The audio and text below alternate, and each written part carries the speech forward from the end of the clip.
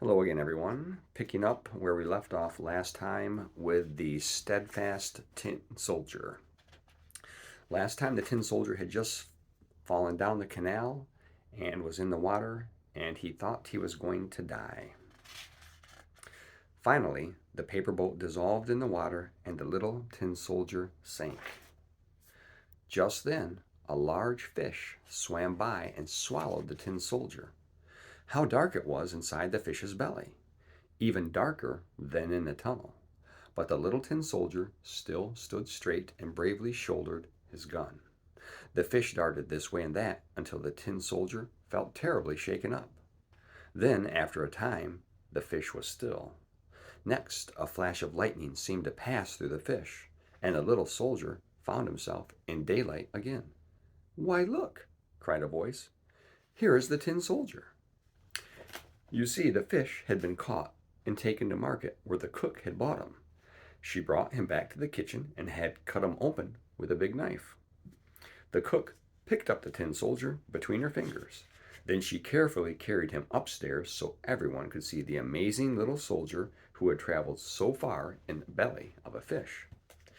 When the cook set the tin soldier on the table, everyone cried in glee and admiration. The tin soldier looked around.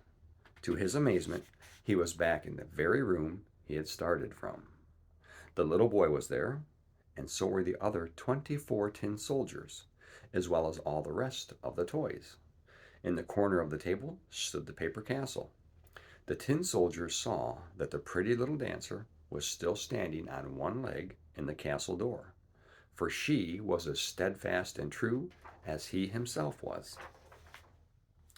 When the little tin soldier saw the dancer, he was so touched that if he could, he would have wept tears of tin. But of course he could not, so he only stared at the little dancer, and she stared at him, and neither of them spoke. Just then the little boy picked up the tin soldier and threw him into the fire. I think this really must have been the Red Goblin's doing, for why else would the little boy have done such a thing?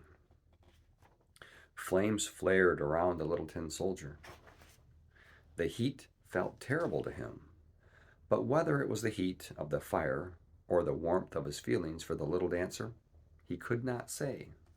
The bright colors faded from his uniform, but even that might have been from sorrow. He stared at the little dancer, and she stared at him.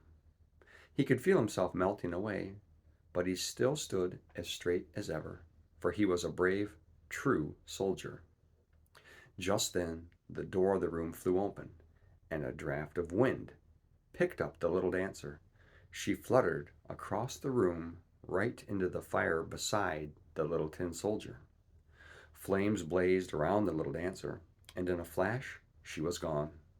Beside her, the tin soldier slowly melted away into a lump of gray metal. The next morning, when the maid cleared away the ashes, all she found of the little tin soldier was a small tin heart. Of the pretty little dancer, nothing was left except her sequin, and that was burned as black as coal. That's kind of a downer, people. I'm not sure what the point of that story was, other than to, wreck your day. Sorry, but there you go. I've never read that one before. Hope you liked it.